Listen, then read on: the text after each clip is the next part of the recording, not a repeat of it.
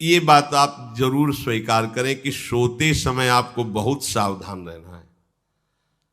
और प्रायः गलती सोते समय करते हैं उपासक की, कोई प्रपंच की बात याद करते हुए या मोबाइल देखते हुए या कोई गंदी चेष्टाओं का आपकी रात बेकार चली जाएगी। अगर गंदी चेष्टा हो गई तो सुबह भी बेकार हो जाएगी, दिन भी बेकार हो जाएगा, निरुत्साहित हो जाओगे। सोते समय आपको समय नहीं देना व्यर्थ चिंतन का। उसी समय विषय चिंतन होता है, उसी समय विषय भोग की आकांक्षा जागृत होती, उसी समय विषय देखने की इच्छा होती। मोबाइल है तो जिस समय आप अपनी शैया पर जाएं स्विच ऑफ कर दें।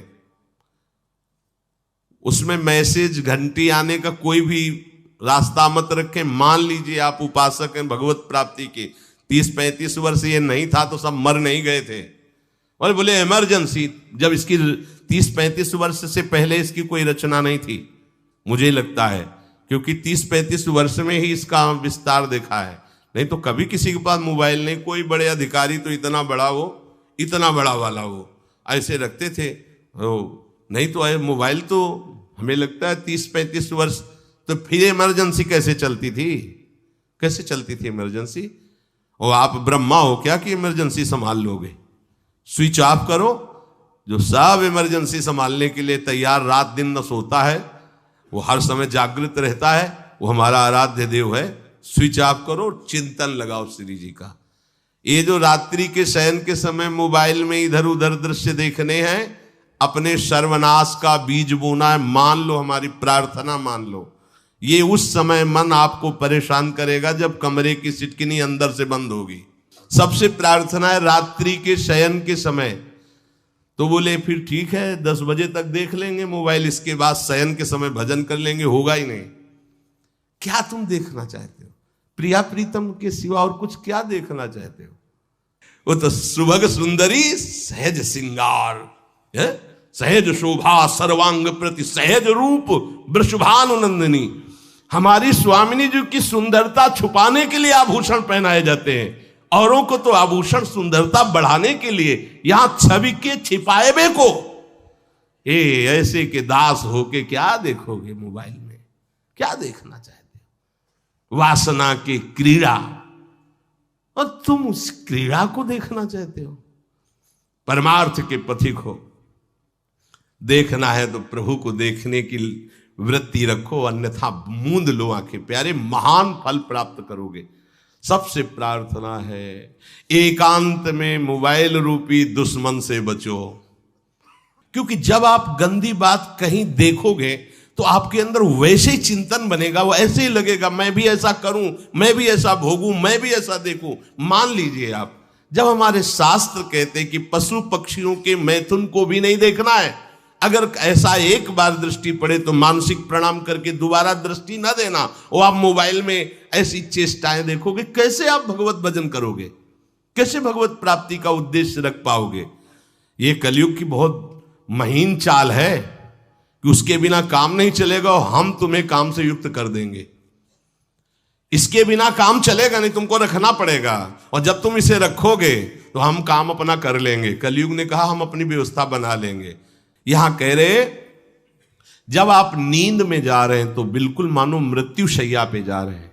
आपको उस समय नाम जप में बहुत ध्यान देना है, कहीं मन बहक ना जाए। तो क्या होगा, 5-6 घंटे जो आप लेटोगे ना, वो भी भजन हो जाएगा। हमारा जो सततम योमाम स्मरति नित्यशा है ना, ये पूरा हो जाएगा। नहीं उस समय हम सो जाएंगे तो हमारा 6 घंटे का वियोग हो गया, 6 घंटे भजन रुक जाएगा। और ये 100% पक्की बात अनुभव की कहते हैं, यदि सोते हुए भजन करोगे तो जगते, कई बार तो पकड़ा है कि अगर आधे पद में बेशुद्ध हो गए तो वो पद पूरा जगते ही शुरू हो गया है। मतलब बीच में स्थिति भागवती की रही। जैसे बेहोश करते समय हमने कहा था जब ऑपरेशन के हमें बता देना, तो उनका बाबा अब इंजेक्शन लगाने वाले हैं तो वो 1 मिनट हमें केवल दीजिए, अपनी चित्तवृत्ति। तो जब होश आया तो वही पहले चिंतन चल रहा था, वही चिंतन। जैसे सोने के समय हम बेहोश हुए तो जगने के समय वही चिंतन, ऐसे ही इंजेक्शन से जब बेहोश हुए और जब होश आया तो वही चिंतन चल। बहुत बड़ा चमत्कार अभ्यास का है। नींद खुले तब से लेकर गाढ़ नींद आने तक स्मरण में कभी रुकना नहीं। और आपको एक छूट दे रहे हैं। कभी कभी क्या होता है कि एक मंत्र में, एक नाम में जैसे बहुत देर अभ्यास करते तो मन उबने लगता है। इसका स्वभाव है, यह अनुभव की बातें कहते हैं। इसका स्वभाव है नवम नवम, नहीं तो ये मतलब, तो इसको हम लोगों ने कैसे फंसाया है। जैसे गुरु मंत्र जप रहे, अब 2-3 घंटे लगातार गुरु मंत्र जप, अब इसको उबन बढ़ी, अब ये छोड़ रहा है बीच बीच में, पता चलता है छोड़ना चाहता है, छोड़ रहा है, तुरंत इसको नाम में फंसाया। अब थोड़ी देर नाम में चला, फिर उब रहा है, बहुत विचित्र है ये, अब उसको फंसा दिया। उस पीछे की बात अभ्यास के समय, नमामि शमीशान निर्वाण रूपम विभुम व्यापकम ब्रह्मवेद स्वरूपम।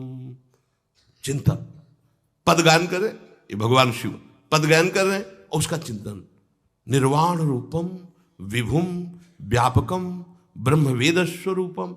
अब अपने यहां अवसर है, सुंदर सुंदर कोई पद गुरु मंत्र जप करते हुए मन जब उबने लगे, राधा वल्लभ श्री हरिवंश, राधा वल्लभ श्री हरिवंश, राधा वल्लभ श्री हरिवंश, इसमें भी उबने लगे, शुरू कर, जोई जोई प्यारो करे सोई मोही भावे, भावे मोही जोई, इसमें भी उबले लगे।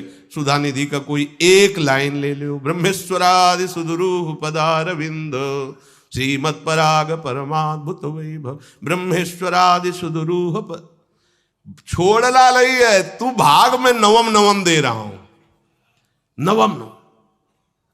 इसको फंसाने के लिए आपके पास अस्त्र हो, जैसे यहां चाकू, यहां पिस्तौल, तलवार, ये वो सब बिल्कुल वीर सजा रहता है, ऐसे ही अपने लोग सजे रहते। छोटा राधा, अब एकदम चिपक गया है आके, तो कैसे मारे, तो छोटी चाकू है ना वैसे, राधा राधा राधा, थोड़ा दूरी राधा वल्लभ श्री हरिवंश, थोड़ा और दूरी गुरु मंत्र, बड़े बड़े अस्त्र अपने पास रख ले, बहुत भाग रहा है तो फंसा दिया। प्रथम यथावति प्रणव श्री, अब लग पूरा पदगा, पूरा पदगा उसमें लग, प्रथम यथामति प्रणव। भोजन पाते समय ऐसा अभ्यास किया है, 1 घंटा के पहले भोजन नहीं होता, चाहे 2 रोटी पाना हो, समय लगता है भोजन, आराम, एक एक नाम, एक एक, कुछ भी हल्ला मचाओ, कोई फर्क नहीं पड़ेगा, अपना चलेगा। अभ्यास स्नान के समय, भोजन के समय, किसी क्रिया के करते समय, किसी से बात करते समय, सोते समय, ये विशेष स्थान जहां में सावधान रहना है। यहां भजन छूटता है, ध्यान देना, यही भजन छूटता है। चलते समय, क्रियावान होते समय, प्रसाद पाते समय या किसी से बतराते समय, ये सब भजन के छूटने के स्थान है और यही पकड़ना है भजन को। जब आपको बिल्कुल न लगे तो मानसिक सब बंद कर दो और गुनगुनाने लगो, जो धुनी आपको अच्छी लगे उसी में नाम, कोई नाम लेके, संसार का चिंतन न होने पावे, चाहे जो कुछ तुम जहां तुम्हारा मन आवे, गंगावरी गोदावरी कुछ भी, भागवतिक चिंतन के सिवा संसार के चिंतन न होने पाए। पहले ऐसे अनन्य बनो, फिर बाद में अनन्यता आती, रसना कटो जो अनरट। हाँ भी विषय चिंतन कर रहे हैं, प्रपंच कर रहे हैं, बोले रसना कटो जो अनरटो, और नहीं बोल सकते, प्रपंच बोलेंगे बस, रसना कटो, ये शब्द वहां नहीं आते। पहले हम आपको छूट देते हैं, भक्त चरित्र, भगवान के चरित्र, नाम, कीर्तन, मंत्र, जो भी चाहो, संसार का चिंतन मत होने देना, पहले ये पकड़ो, फिर आगे चल करके जब पवित्र हृदय होगा तब ये निष्ठा आती, रसना कटो जो अन रटो, निरखियन फुटो नयन। मान लो संसार का चिंतन नहीं करने देना है इसको, आप जैसे बने वैसे करो भागवतिक चिंतन, कोई नाम ले लो, कोई मंत्र ले लो, तुम्हें जो प्रिय लगे, हम छूट देते हैं। ये हम नहीं करें कि रसना कटो जो अन रटो, ये बाद की बात है, हमें पहले इसका संसार चिंतन रोकना है। कैसे छूटेगा, कैसे छूटेगा, हमें यह पकड़ना है, नहीं तो निष्ठा की बात। जो हरि नाम जगत त्रिशिरोमणि वंश बिना कब हूं, हरिवंश बोलेंगे नहीं, हरि बोलना नहीं है, हरि बोलना नहीं, क्योंकि जो हरिनाम जगत शिरोमणि वंश बिना, हरिवंश बोलना नहीं है क्योंकि प्रपंच में रति। तो क्या करो, जो तुम्हें प्रिय लगे पहले उसे पकड़ो, ये हम अंदर की बात करें, प्रवचन की बात नहीं कह रहे। मन को फंसाना है हमें। राम कृष्ण हरि जहां लगे इसको लगाओ, पहले इसको फंसाओ, संसार का चिंतन न होने दे। गीता भागवत भक्त चरित्र कुछ भी कहीं भी इसे फंसाओ, पहले संसार का चिंतन न होने दो, फिर लाओ इसको घुमा के निकुंज वाटिका में। फिर तो भागेगा ही नहीं, फिर नहीं भागेगा। अब सीधे निकुंज वाटिका में किसी महाभाग्यशाली गुरु आश्रित का लगेगा, अन्यथा बहुत प्रपंची मन है। आप आश्रय इधर का लोगे, प्रपंच का चिंतन करोगे, बात बनेगी नहीं। चिंतन छोड़ना है हमें, जैसे बने तैसे संसार का चिंतन छूट जाए तो हम विजय को प्राप्त होंगे। ध्यान दीजिए, इस परमात्म तत्व को वही प्राप्त कर पाता है जिसका राग बीत गया है, खत्म हो गया है, वैराग्यवान। ज्यादा परिश्रम नहीं है वैराग्य में, विवेक नहीं होने के कारण हम वैराग्य नहीं धारण कर पाते। हम बाहरी बातों को वैराग्य ले लेते हैं, ऐसा कपड़ा बदल लेना या कपड़ा ना पहनना या लौकी का कमंडल, मिट्टी का पात्र, तो हम अपने को वैरागी। बात यहां नहीं रुकेगी। वैराग्य का इतना ही मतलब नहीं, ये भी एक बाह्य अंग है वैराग्य का, पर वैराग्य का सच्चा स्वरूप है वीतरागा। कहीं कुछ भी अच्छा नहीं लग रहा, कोई भी सुख आकर्षित नहीं कर रहा, लोक लोकांतर की प्रतिष्ठा, मान, सुख, ऐश्वर्य, व्यक्ति, कुछ अच्छा नहीं, राग खत्म हो गया। ऐसा उस अक्षर ब्रह्म को, अविनाशी तत्व को जान पाता है। जगते भयो फिरे बैरागी, जैसी हरिवंश प्रपंच बंच सब ये काल ब्याल को खायो। हालत यह है कि जैसे सांप ने मेढक को पकड़ रखा और मेढक सामने पतिंगा को, कीड़े को पकड़ना चाहता है। उसे यह पता नहीं कि मैं खुद किसी का कवल बन चुका हूं, वो एक झटके में मुझे अपने पेट में ले जाएगा। ऐसे ही हम सब हैं, काल के द्वारा ग्रसित है। काल ने हमें पकड़ रखा है, पर हम भोग भोगना चाहते हैं। हम नाना प्रकार की मान प्रतिष्ठा पाना चाहिए, ये पता नहीं एक झटके में हमारा अस्तित्व ही खत्म हो जाएगा। जिनके अंतःकरण में किसी भी व्यक्ति, वस्तु, स्थान, पद, प्रतिष्ठा का राग ही नहीं रह गया है, उसे कहते हैं वैराग्यवान।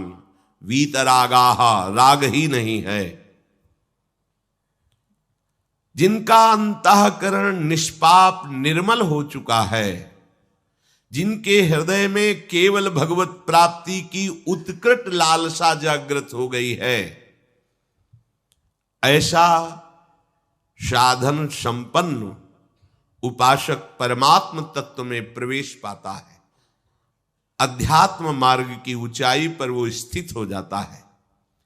यदि छंतु ब्रह्मचर्यम चरंती, जिनकी इच्छा एकमात्र भगवत प्राप्ति की है, यदि छंतो, तो उनको क्या करना होगा? ब्रह्मचर्यम चरंती, ब्रह्मचर्य का पालन करना होगा। प्रत्येक इंद्रियों का निर्विषय हो जाना वास्तविक ब्रह्मचर्य है। केवल जनेंद्रिय से ही ब्रह्मचर्य को नहीं लेते। हमारी प्रत्येक इंद्रिय भोगों से रहित होकर भगवत अनुराग में, नेत्र प्रभु को देखना चाहते हैं, त्वगेंद्री प्रभु को स्पर्श करना चाहती है, घ्राणेंद्री प्रभु के श्री अंग की गंध पाना चाहती है, श्रवणेंद्री प्रभु के वचन सुनना चाहती है। एक एक इंद्रिय अपने प्रभु में लग गई, अंतर्मुख हो गई, बाहर विषयों का त्याग हो गया। इसे ब्रह्मचर्य कहते हैं। पर प्रारंभिक ब्रह्मचर्य में जनेंद्रिय का ब्रह्मचर्य अत्यंत आवश्यक है। यदि जनेंद्रिय जन्य व्यभिचार दोष से युक्त है तो कदापि उसे भगवत प्राप्ति नहीं हो सकती। शुभ गति व्यभिचारी शुभ गति चाहे, असंभव। और भगवत मार्ग में सबसे बड़ा दुश्मन यही व्यभिचार दोष है, काम। इसी से हमारा हृदय मलिन होता रहता है, अंधा बटे और पड़ा चबाए वाली दशा रहती। कहते हमें 50 वर्ष हो गए। अरे 50 जन्म हो जाए, तुम व्यभिचार करो, गंदी बातें करो, गंदे चिंतन करो, सो समय व्यतीत कर, अनंत जन्म व्यतीत हो गए, भगवत प्राप्ति हुई क्या? 50 वर्ष से भगवत प्राप्ति हो जाएगी क्या? 5 मिनट काफी है भगवत प्राप्ति में, एक बार नाम काफी है। वो स्थिति तो लाओ। बार बार बहिर्मुख वृत्तियों के द्वारा विषयों में सुख बुद्धि कर लेने से हमारा सारा का सारा अध्यात्म चिंतन बदलता रहता है, इसलिए लाभ नहीं मिल पाता, एक रस चिंतन नहीं रह पाता। बार बार विक्षेपी विषय करते रहते हो, हम सहते रहते हैं और भोगते रहते हैं। एक बार तो हिम्मत करके उठो, अब लो नशानी अब ना नशई हो, एक बार तो दृढ़ बनो।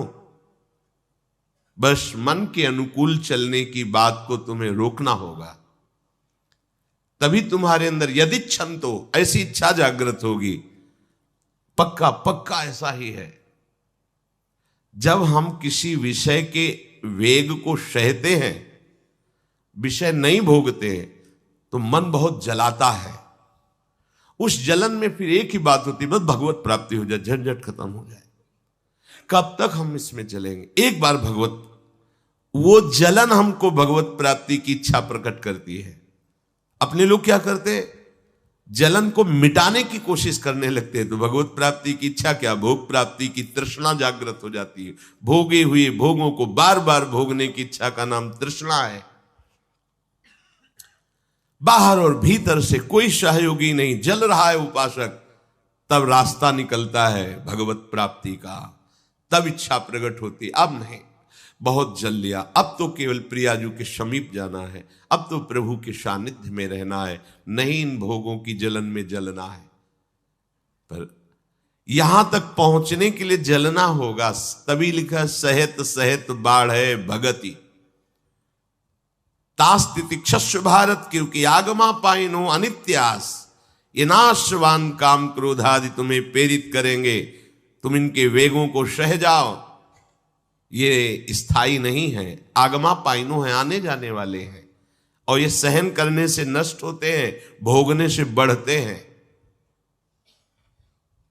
यदि क्षंतो, अगर भगवत प्राप्ति की इच्छा है तो ब्रह्मचर्यम चरंती, ब्रह्मचर्य का पालन करना ही होगा, इसमें कोई गुंजाइश नहीं, क्योंकि आप चल ही नहीं सकते।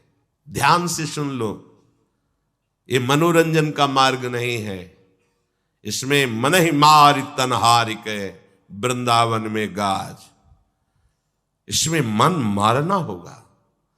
प्रायः ये मन को दुलार करने वाले लोग कभी भाग्य से सत्संग में भी आ जाते हैं, कभी श्री विग्रह के दर्शन करने भी मंदिर पहुंच जाते हैं, कभी तीर्थ याटन भी करते हैं, पर इनका कोई लक्ष्य नहीं होता। आज सुन लिया सत्संग, बढ़िया है, लक्ष्य नहीं होता। यहां लक्ष्य वालों की बात हो रही। यदि क्षंतो, यदि तुम्हारी ऐसी इच्छा जागृत हो रही किसी जन्म में भगवत प्राप्ति करनी, तो ब्रह्मचर्यम चरंती, आप सच्ची मानिए, जिसके निकालने में तुमको सुख की अनुभूति हो रही, उसको रोकने में कितनी सुख की अनुभूति होगी। उन्मत्त हो जाओगे, बहुत जल्दी आपके सारे के सारे करण भगवदाकार होने लगेंगे यदि आप ब्रह्मचर्य का पालन करेंगे। शरीर स्वस्थ, हल्का, मन प्रसन्न, नींद आदि पर विजय, कितने गुण ही गुण। और ब्रह्मचर्यहीन आलस्य, प्रमाद, भोगों का चिंतन, मन का डिप्रेशन में पहुंचना, कमर में दर्द, टांगों में दर्द, सर में दर्द, घबराहट होना, बिना किसी कारण के मन भयभीत हो रहा है, भोजन अपच हो रहा है, बिना किसी प्रक्रिया के वीर नाश हो रहा है, बिना किसी प्रक्रिया के। काहे को मृत्यु स्वयं स्वीकार कर रहे हो, ये मृत्यु है। चाहे भगवान दत्तात्रेय जी बोल रहे हैं या भगवान कपिल देव जी बोल रहे हो, जब उपासक को संबोधन करते हैं भगवत प्राप्ति के लिए, तो कहते हैं कि इस भोग वृत्ति को साक्षात मृत्यु रूप देखो, ये मृत्यु है तुम्हारी। जब शरीर राग त्यागना है तो तुम शरीर से भोग भोगोगे तो आसक्ति शरीर की पुष्ट होगी, आसक्ति भोग सुख की पुष्ट होगी, है नहीं। कितने दिन शरीर रहेगा, कितने दिन भोग रहेंगे। विचारवान बनो, ब्रह्मचर्यम चरंती, ब्रह्मचर्य का पालन करो। उपासक जो ब्रह्मचारी होता है उसका खिला हुआ चेहरा रहता है, जैसे कमल खिला हुआ, बिना किसी कारण के उसकी मुख मुद्रा में प्रसन्नता होती है। जो ब्रह्मचर्यहीन होता है बुझा हुआ चेहरा होता है, तेजहीन, बिना किसी कारण के वो शोकग्रस्त लगता है। बैठा है, आपको लग रहा है शांत है, लेकिन आप चेहरे को देखो, वो एक शोकग्रस्त है, कुम्हलाया हुआ चेहरा, अशांत चेहरा। मुख प्रसन्न, तन तेज विराजा, यह है ब्रह्मचर्यम चरंती, भगवत आराधन संपन्न उपासक का। जैसे आग में पैर रखते हुए कोई चले तो कैसे चलेगा, ऐसे ही ब्रह्मचारी की पहचान है। इतनी स्फूर्ति उसके अंदर होती, जैसे आग में चलने वाला पूरा पैर नहीं रख पाएगा, अगला कदम रख देगा क्योंकि ताप लग रहा है, ऐसे उसकी स्फूर्ति होती पैरों में। उसकी आंखें एकाग्र रहती है, चंचलता इधर उधर या बार बार झपकना यह विषयी पुरुष का लक्षण है। बार बार पलक झपकना यह विषयी पुरुष का लक्षण है। इधर उधर ताक झांक, चंचलता, ऐसा बैठे तिनका तोड़ रहा है, पैर हिला, ये सब विषयी पुरुष के लक्षण है। ये तो बिल्कुल साधारण स्पष्ट दिखाई देता है आदमी विषयी है या ब्रह्मचारी, एक सेकंड में लक्षण होते हैं। आपको जब भगवत मार्ग का अवसर मिला है तो गृहस्थ हो, संतान हो गई, ब्रह्मचर्य से रहो। नहीं चाहिए संतान तो भ्रूण हत्या, गर्भ हत्या जैसे महापाप करने की क्या जरूरत है। उसी वीर से संतान उत्पन्न होती है जिसको आप नष्ट कर रहे हो, जिसको आप ऐसे पानी में बहा रहे हो, व्यर्थ फेंक रहे हो, तो उसको भ्रूण हत्या का पाप लग रहा है तो तुमको पुण्य लग रहा है, वीरपात कर रहे हो तुम्हें भी वही हत्या लग रही है, क्योंकि उसमें वही जीवात्मा है जो मां के गर्भ में जाके बालक रूप धारण कर लेती है, उसको तुम नष्ट कर रहे हो। पर बुद्धि भ्रष्ट हो गई है, समझ में नहीं आता, व्यर्थ में वीरपात करते हो, व्यर्थ में। तुम्हारा भजन बनेगा, तुम अध्यात्म के योगी बनोगे, मजाक है अध्यात्म का मार्ग। होश में हो जाओ, ये मन के दुलार को बंद करो। जब तक इच्छा ही नहीं भगवत प्राप्ति की तो फिर तुम कैसे भगवत प्राप्ति कर पाओगे। भगवत प्राप्ति की इच्छा कैसे होगी जब तुम्हारी इस तरह से निंदनीय वृत्तियां हैं। इंद्रियों को दुलार कर रहे हो, मन को दुलार कर रहे हो, भगवत प्राप्ति चाहते हो, आचरण नीच और चाहते हो उच्च पदवी। सावधान हो जाओ।